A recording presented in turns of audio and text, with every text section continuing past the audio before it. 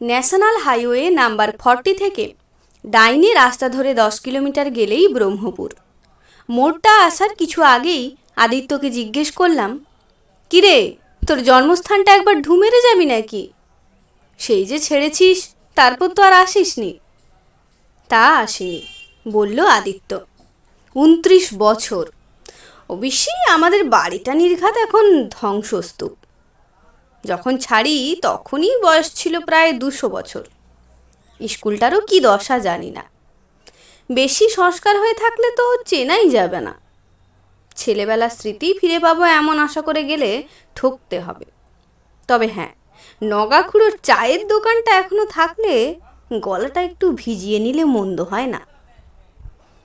ধরলাম ব্রহ্মপুরের রাস্তা। আদিত্যদের জমিদারি ছিল ওখানে। স্বাধীনতার বছর খানেকের মধ্যেই আদিত্যর বাবা ব্রজেন্দ্রনারায়ণ ব্রহ্মপুরের পাট উঠিয়ে কলকাতায় এসে ব্যবসা শুরু করেন। আদিত্য ম্যাট্রিকটা পাশ করেছিল ব্রহ্মপুর থেকেই। কলেজের পড়াশুনো হয় কলকাতায়। তখন আমি ছিলাম ওর সহপাঠী। 76-এ আদিত্যর বাবা মারা যান। তারপর থেকে ছেলেই ব্যবসা দেখে। আমি ওর অংশীদার এবং বন্ধু। আমাদের নতুন ফ্যাক্টরি হচ্ছে দেওদারগঞ্জে। সেইটে দেখে ফিরছি আমরা। গাড়িটা আদিত্যরই। যাবার পথে ও চালিয়েছে, ফেরবার পথে আমি। এখন বাজে 3:30। মাসটা মাঘ, রোদটা মিঠে। রাস্তার দুধারে দিগন্ত বিস্তৃত ক্ষেতের ধান কাটা হয়ে গেছে কিছুদিন হলো। ফসল এবার ভালোই হয়েছে। পাকা রাস্তা ধরে মিনিট 10 চলার পরেই গাছপালা, দালান কোঠা দেখা গেল। ব্রহ্মপুর হলো যাকে বলে শহর বাজার জায়গা। লোকালয়ে আসার অল্পক্ষণের মধ্যেই আদিত্য বলল, দাঁড়া। বাঁই স্কুল। গেটের উপর অর্ধচন্দ্রাকৃতি লোহার ফ্রেমের ভিতর লোহার অক্ষরে লেখা ভিক্টোরিয়া হাই স্কুল, প্রতিষ্ঠা 1872। গেট পেরিয়ে রাস্তার বাঁ পাশে খেলার মাঠ, রাস্তার শেষে দোতলা স্কুল বাড়ি। আমরা দুজনেই গাড়ি থেকে নেমে গেটের সামনে গিয়ে দাঁড়িয়েছি। স্মৃতির সঙ্গে মিলছে? আমি জিজ্ঞেস করলাম। আদপেই না, বলল আদিত্য। আমাদের স্কুল ছিল 1 তলা, আর ডাইনে ও বিল্ডিংটা ছিল না। ওটা আমাদের হাডুডু খেলার জায়গা ছিল। তুই তো ভালো ছাত্র ছিলি, তাই না? তা ছিলুম, তবে আমার বাঁধা পজিশন ছিল সেকেন্ড। ভেতরে যাবি? পাগল! মিনিট খানেক দাঁড়িয়ে থেকে গাড়িতে ফিরে এলাম দুজনে। তোর সেই চায়ের দোকানটা কোথায়? এখান থেকে 3 ফার্লং সোজা রাস্তা, একটা চৌমাথার মোড়ে। পাশেই একটা মুদির দোকান ছিল, আর উল্টো দিকে শিব মন্দির। পোড়া ইটের কাজ দেখতে আসতো কলকাতা থেকে লোকেরা। আমরা আবার রওনা দিলাম। তোদের বাড়িটা কোথায়? শহরের শেষ মাথায়। ও বাড়ি দেখে মন খারাপ করার কোনো বাসনা নেই আমার। তবু একবার যাবি না? সেটা পরে ভাবা যাবে, আগে চা। চৌমাথা এসে গেল দেখতে দেখতে। মন্দিরের চূড়োটা একটু আগে থেকেই দেখা যাচ্ছিল। কাছে যেতে আদিত্যর মুখ দিয়ে একটা বিস্ময়সূচক শব্দ বেরোনোর সঙ্গে সঙ্গে চোখে পড়ল একটা দোকানের উপর সাইনবোর্ডে নগেনস টি কেবিন। পাশে মুদির দোকানটাও রয়েছে এখনো। আসলে 29 বছরে মানুষের চেহারার অনেকটা পরিবর্তন হলেও এইসব শহরের রাস্তাঘাট, দোকানপাটের চেহারা খুব একটা বদলায় না। শুধু দোকান নয়, দোকানের মালিকও বর্তমান। 60-এর উপর বয়স, রোগা পটকা চাষাড়ে চেহারা, হিসেব করে আঁচড়ানো ধপধপে সাদা চুল, দাড়ি গোপ কামানো। পরনে খাটো ধুতির ওপর নীল ডোরা কাটা শার্টের তলার অংশটা দেখা যাচ্ছে বুজ চাদরের নিচ দিয়ে। কোত্থেকে এলেন আপনারা? একবার গাড়ির দিকে, একবার 2 আগন্তুকের দিকে চেয়ে প্রশ্ন করলেন নগেনবাবু। স্বভাবতই আদিত্যকে চিনতে পারার কোনো প্রশ্নই ওঠে না। দেওদারগঞ্জ, বলল আদিত্য। যাব কলকাতা। এখানে? আপনার দোকানে চা খেতে আসা। তা খাবেন বই কি, শুধু চা কেন, ভালো বিস্কুট আছে, চানাচুর আছে। বরং নান খাটাই দিন 2টো করে। আমরা 2টো টিনের চেয়ারে বসলাম। দোকানে আর লোক বলতে কোণের টেবিলে একজন মাত্র, যদিও তার সামনে খাদ্য বা পানীয় কিছুই নেই। মাথা হেঁট, হয়তো ঘুমিয়ে পড়েছে। ও সান্ডেল মশাই, কোণের ভদ্রলোকটিকে উদ্দেশ্য করে বেশ খানিকটা গলা তুলে বললেন নগেনবাবু। 4টে বাজতে চলল, বাড়িমুখো হন এবার, অন্য খদ্দের আসার সময় হলো। তারপর আমাদের দিকে ফিরে চোখ টিপে বললেন, কানে খাটো, চোখেও চালছে, তবে চশমা করাবেন সে সঙ্গতি নেই। বুঝলাম এই ভদ্রলোকটি একটি মশকরার পাত্র। শুধু তাই না, নগেনবাবুর কথার যে প্রতিক্রিয়া হলো তাতে ভদ্রলোকের মাথা ঠিক আছে কিনা সে বিষয়ে সন্দেহ জাগে। আমাদের দিকে কয়েক মুহূর্তের জন্য চেয়ে থেকে শরীরটাকে একবার ঝেড়ে নিয়ে সান্যাল মশাই তার শীর্ণ ডান হাতটা বাড়িয়ে চাষে পড়া চোখ দুটো পাকিয়ে শুরু করলেন আবৃত্তি। মারাঠা দস্যু আসিছে রে ওই, কর কর সবে সাজ, আজমির গড়ে কহিলা হাঁকিয়া, দুর্গেশ দুমরাজ। এই থেকে শুরু করে ভদ্রলোক বসা অবস্থা থেকে উঠে দাঁড়িয়ে দোকানের বাইরে এসে রবীন্দ্রনাথের পণ রক্ষা কবিতাটা পুরো আবৃত্তি করে। কোনো বিশেষ কাউকে লক্ষ্য না করেই একটু নমস্কার ঠুকে একটু যেন বেসামালভাবেই চৌরাস্তার একটা রাস্তা ধরে চলে গেলেন, সোজা হয়তো তার নিজের বাড়ির দিকেই। চৌরাস্তায় লোকের অভাব নেই, বিশেষত মন্দিরের সামনে 8-10 জন শুয়ে বসে রোদ পোহাচ্ছে।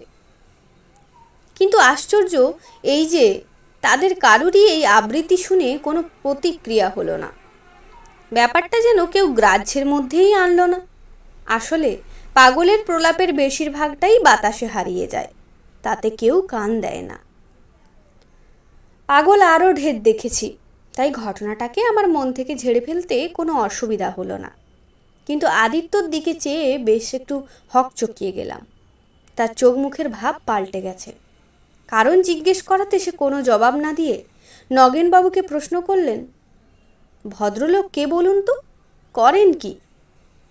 নগেনবাবু নিজের হাতেই 2 গ্লাস চা আর একটা প্লেটে 4টে নান খাটাই আমাদের সামনে এনে রেখে বললেন, শশাঙ্ক সান্যাল। কি আর করবে, অভিশপ্ত জীবন মশাই, অভিশপ্ত জীবন। চোখ কানের কথা তো বললুম, মাথাটাও গেছে বোধহয়। তবে পুরনো কথা একটিও ভোলেনি। স্কুলে শেখা আবৃত্তি শুনিয়ে শুনিয়ে ব্রহ্মপুরের সকলের কান পচিয়ে দিয়েছে।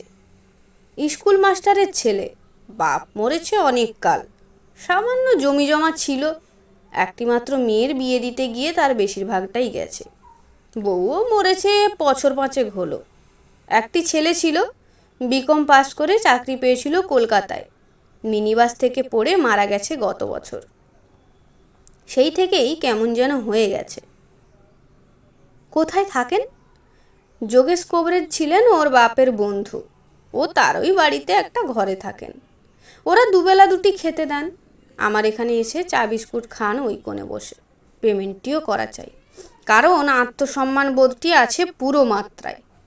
যদিও এভাবে কদিন চলবে জানি না, সব মানুষের সময় তো সমান যায় না। আপনারা কলকাতার লোক, ঢের বেশি দেখেছেন আমাদের চেয়ে, আপনাদের আর কি বলবো। যোগেশ কবিরাজের বাড়ি চড়কের মাঠটার পশ্চিম দিকে না? আপনি তো জানেন দেখছি, ব্রহ্মপুরে কি এককালে যোগাযোগ ছিল একটু। নগেনবাবুর কাছে অন্য খদ্দের এসে পড়ায় কথা আর এগোলো না। দাম চুকিয়ে দিয়ে উঠে পড়লাম। গাড়ির চারপাশে ছেলে ছোকরাদের একটু জটলা হয়েছে এরই মধ্যে, তাদের সরিয়ে দিয়ে গাড়িতে উঠলাম। এবার আদিত্যই স্টিয়ারিং ধরল, বলল, আমাদের বাড়িটা একটু ঘুরপ্যাঁচের রাস্তা, আমিই চালাই। তাহলে বাড়িটা দেখার ইচ্ছে জেগেছে বল? ওটা এসেন্সিয়াল হয়ে পড়েছে।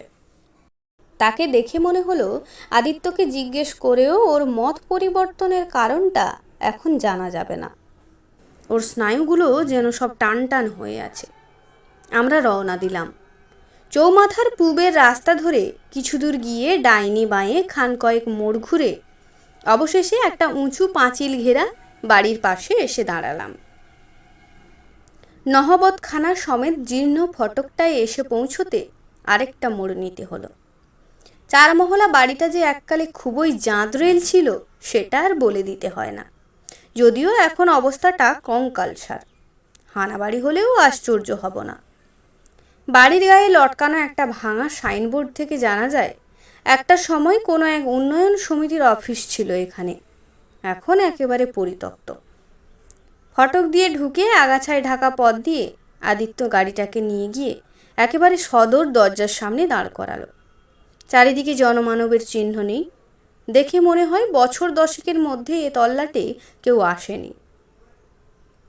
বাড়ির সামনেটায় বাগান ছিল বোঝা যায়, এখন সেখানে জঙ্গল। তুই কি ভিতরে ঢোকার মতলব করছিস নাকি? আমি জিজ্ঞেস করতে বাধ্য হলাম, কারণ আদিত্য গাড়ি থেকে নেমে দরজার দিকে এগোচ্ছে। ভেতরে না ঢুকলে ছাদে ওঠা যাবে না। ছাদে? চিলে কোঠায়? রহস্য আরও ঘন করে বলল আদিত্য। অগত্যা আমিও গেলাম পিছন পিছন, কারণ তাকে নিরস্ত করা যাবে বলে মনে হলো না। বাড়ির ভিতরের অবস্থা আরও শোচনীয়। কড়িবর্গাগুলো দেখে মনে হয় তাদের আয়ু ফুরিয়ে এসেছে। ছাদ ধসে পড়তে আর বেশি দিন নেই। সামনের ঘরটা বাইরের মহলের বৈঠকখানা, তাতে খানতিনিক ভাঙা আসবাব, কোণে ডাঁই করা রয়েছে, মেঝেতে সাতপুরু ধুলো। বৈঠকখানার পর বারান্দা পেরিয়ে ঠাকুর দালানের ধ্বংসাবশেষ। এখানে কত পুজো, কত যাত্রা, কত কবি গান।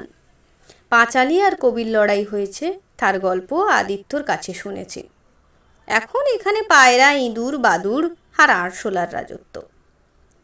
ইটের ফাটলের মধ্যে বেশ কিছু বাস্তুসাপ থেকে থাকলেও আশ্চর্য হব না। ডাইনে ঘুরে কিছু দূর গিয়েই সিঁড়ি। দৃশ্য এবং অদৃশ্য মাকড়সার জাল দুহাত দিয়ে সরাতে সরাতে আমরা উপরে উঠলাম। দোতলায় আমাদের কোনো প্রয়োজন নেই, তাই ডাইনে ঘুরে আরও 15 সিঁড়ি উঠে ছাদে পৌঁছলাম। এই হলো চিলেকোঠা। এটা আমার প্রিয় ঘর ছিল, বলল আদিত্য। ছেলেবেলায় চিলেকোঠার প্রতি একটা আকর্ষণ থাকে জানি, আমারও ছিল। বাড়ির সব ঘরের মধ্যে এই ঘরটাতেই একাধিপত্যের সবচেয়ে বেশি সুযোগ। এই বিশেষ চিলেকোঠাটির একদিকে দেয়ালের খানিকটা অংশ ধসে পড়াতে একটা কৃত্রিম জানালার সৃষ্টি হয়েছে, যার ভিতর দিয়ে বাইরের আকাশ, মাঠ, ধানকলের খানিকটা অংশ, অষ্টাদশ শতাব্দীর পোড়া ইটের মন্দিরের চূড়ো সবই দেখা যাচ্ছে। সারা বাড়ির মধ্যে এই ঘরটার অবস্থাই সবচেয়ে শোচনীয়, কারণ ঝড় যা বয়েছে বাড়ির মাথার উপর দিয়েই সবচেয়ে বেশি। মেঝেই চতুর্দিকে খড়কুটো আর পায়রার বিষ্ঠা। এছাড়া এক কোণে আছে একটা ভাঙা আরাম কেদারা, একটা ভাঙা ক্রিকেট ব্যাট, একটা দুমড়ানো বেতের ওয়েস্ট পেপার বাস্কেট আর একটা কাঠের প্যাকিং বাক্স। আদিত্য প্যাকিং কেসটা ঘরের একদিকে টেনে এনে বলল, যদি কাঠ ভেঙে পড়ি তাহলে তোর উপর ভরসা, দুগ্গা দুগ্গা। উঁচুতে ওঠার কারণ আর কিছুই না, ঘুলঘুলিতে হাত পাওয়া। সেখানে হাতানোর ফলে একটি চড়ুই দম্পতির ক্ষতি হলো, কারণ তাদের সদ্য তৈরি বাসাটি স্থানচ্যুত হয়ে মেঝের আরও বেশ খানিকটা জায়গা জুড়ে খড়কুটোয় ভরে দিল। যাক বাবা, বুঝলাম আদিত্য যা খুঁজছিল সেটা পেয়েছে। জিনিসটা এক ঝলক দেখে সেটাকে একটা ক্যারামে স্ট্রাইকার বলে মনে হলো, কিন্তু সেটা এখানে লুকোনো কেন? আর 29 বছর পর সেটা উদ্ধার করার প্রয়োজন হলো কেন? সেটা বুঝতে পারলাম না। আদিত্য জিনিসটাকে রুমালে ঘষে পকেটে পড়ল। ওটা কি জিজ্ঞেস করতে বলল, একটু পরেই বুঝবি। নিচে নেমে এসে গাড়িতে উঠে আবার ফিরতি পথ ধরলাম। চৌমাথার কাছাকাছি এসে আদিত্য একটা দোকানের সামনে গাড়িটাকে দাঁড় করালো। নামলাম দুজন। Crown jewellers. দুজনে গিয়ে ঢুকলাম স্যাকরার দোকানে। এই জিনিসটা একবার দেখবেন? পকেট থেকে বার করে পুরু চশমা পরা বৃদ্ধ মালিকের হাতে জিনিসটা তুলে দিল আদিত্য। ভদ্রলোক চাকতিটা চোখের সামনে ধরলেন। এবার আমি বুঝতে পেরেছি জিনিসটা কি। এ তো অনেক পুরনো জিনিস দেখছি। আগে হ্যাঁ, এ জিনিস তো আজকাল আর এত বড় দেখা যায় না। এটা যদি একবারটি ওজন করে দেখে দেন। বৃদ্ধ নিক্তিটা কাছে টেনে এনে তাতে কালশিটে পড়া চাকতিটা চাপালেন। নেক্সট স্টপ যোগেশ কবিরাজের বাড়ি। আমার মনের কোণে একটা সন্দেহ উঁকি দিচ্ছে, কিন্তু আদিত্যর মুখের ভাব দেখে তাকে আর কিছু জিজ্ঞেস করলাম না। কবিরাজ মশাইয়ের বাড়ির বাইরে 2 বছর 10-এর ছেলে বসে মার্বেল খেলছিল। গাড়ি আসতে দেখে তারা গভীর কৌতূহলের সঙ্গে খেলা ছেড়ে উঠে দাঁড়ালো। তাদের জিজ্ঞেস করতে বলল, সান্যাল মশাই থাকেন সদর দরজা দিয়ে ঢুকে বাঁ দিকের ঘরে। সামনের দরজা খোলাই ছিল। বাঁয়ের ঘর থেকে আওয়াজ পাচ্ছিলাম। আরও এগোতে বুঝলাম সান্যাল মশাই আপন মনে আবৃত্তি করে চলেছেন, দেবতার গ্রাস। আমরা ঘরের দরজার মুখটায় গিয়ে দাঁড়াতেও সে আবৃত্তি চলল যতক্ষণ না কবিতা শেষ পংক্তিতে পৌঁছায়। আমরা যে এসে দাঁড়িয়েছি সেটা যেন তার খেয়ালই নেই। একটু আসতে পারি? আদিত্য জিজ্ঞেস করলো আবৃত্তি শেষ হবার পর। ভদ্রলোক ঘুরে দেখলেন আমাদের দিকে। আমার এখানে তো কেউ আসে না, ভাবলেশহীন কণ্ঠস্বর। আদিত্য বলল, আমরা এলে আপত্তি আছে কি? আসুন। আমরা ঢুকলাম গিয়ে ঘরের ভিতর। তক্তপোষ ছাড়া বসবার কিছু নেই। দুজনে দাঁড়িয়ে রইলাম। সান্যাল মশাই চেয়ে আছেন আমাদের দিকে। আদিত্যনারায়ণ চৌধুরী কি আপনার মনে আছে? আদিত্য প্রশ্ন করল। বিলক্ষণ, বললেন ভদ্রলোক। আলালের ঘরের দুলাল, ছাত্র ভালোই ছিল, তবে আমাকে কোনোদিন টেক্কা দিতে পারেনি। হিংসে করত, প্রচণ্ড হিংসে, আর মিথ্যে কথা বলতো। জানি, বলল আদিত্য। তারপর পকেট থেকে একটা মোড়ক বার করে সান্যালের হাতে দিয়ে বলল, এইটি আদিত্য আপনাকে দিয়েছে। ওটা কি? টাকা। টাকা? কত টাকা? 150। বলেছে এটা আপনি নিলে সে খুশি হবে। হাসবো না কাঁদবো? আদিত্য টাকা দিয়েছে আমায়, হঠাৎ এমতি হলো কেন? সময়ের প্রভাবে তো মানুষ বদলায়। আদিত্য এখন হয়তো আর সে আদিত্য নেই। আদিত্য বদলাবে? প্রাইজ পেলুম আমি। উকিল রামশরণ বাড়ুজ্যের নিজের হাতে দেওয়া মেডেল, সেটা তার সহ্য হলো না। সে আমার কাছ থেকে চেয়ে নিয়ে গেল তার বাপকে দেখাবে বলে। তারপর আর ফেরতই দিলে না। বললে পকেটে ফুটো ছিল, গলে পড়ে গেছে। এটা সেই মেডেলেরই দাম, আপনার পাওনা। সান্যালের চোখ কপালে উঠে গেল। ফ্যাল ফ্যাল করে আদিত্যর দিকে চেয়ে বলল, মেডেলের দাম কী রকম? সে তো বড় জোর 5 টাকা। রূপোর মেডেল তো। রূপোর দাম 30 গুণ বেড়ে গেছে। বটে। আশ্চর্য, এ খবর তো জানতুম না। তবে সান্যাল মশাই হাতের 15টা 10 টাকার নোটের দিকে দেখলেন, তারপর মুখ তুলে চাইলেন আদিত্যর দিকে। এবার তার চোখে মুখে এক অদ্ভুত নতুন ভাব। বললেন, এতে যে বড় চ্যারিটির গন্ধ এসে পড়েছে আদিত্য। আমরা চুপ। সান্যাল মিটিমিটি চোখে চেয়ে আছেন আদিত্যর দিকে। তারপর মাথা নেড়ে হেসে বললেন, তোমার ডান গালের ওই আঁচিল দেখে নগাকুড়োর চায়ের দোকানেই আমি চিনে ফেলেছি তোমায়।